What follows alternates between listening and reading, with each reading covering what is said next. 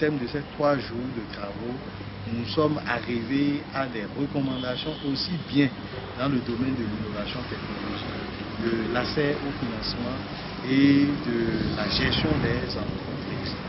Oui, bien évidemment, au niveau de l'innovation technologique et d'abord même de l'accès, l'une des recommandations phares, c'est que nous avons souhaité quand même à ce que ces acteurs du monde de la fabrication des équipements agricoles évoluent vers un regroupement en coopérative ou en une association d'entrepreneurs pour avoir une structuration et une structure qui pourra parler en leur nom.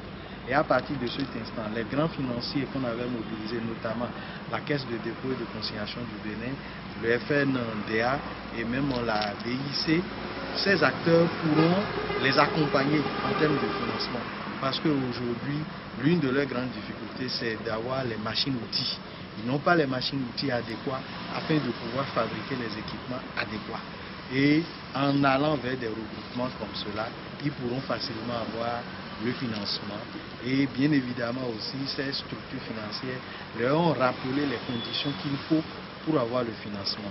Il faut reconnaître que c'est vraiment une belle idée lorsque la SONAMA a décidé de réunir tous les acteurs du monde rural qui fabriquent les équipements. Ça constitue un problème en réalité. On veut développer la mécanisation agricole. Comment il faut le faire? Donc ils ont décidé de créer, avoir des idées pour créer un écosystème qui pourra permettre l'éclosion de ces petites entreprises au lieu que l'État béninois investisse des millions chaque année pour importer des équipements qu'on pouvait réaliser chez nous. Il suffit seulement d'un petit appui à ces entreprises locaux pour vraiment fabriquer quelque chose de qualité et de bien pour notre population et de moins cher. On aura le Made in Benin.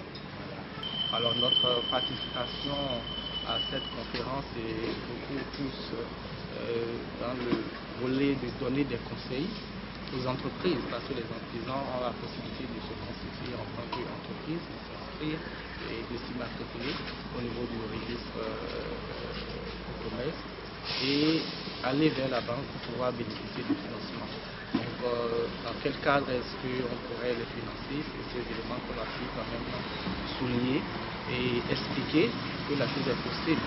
Chaque entreprise a la possibilité effectivement de bénéficier d'un accompagnement au niveau de la banque, mais il faudrait déjà que l'entreprise puisse savoir quels sont les documents à fournir, dans quel format cette demande peut être envoyée au niveau de la banque pour avoir quand même une réponse favorable.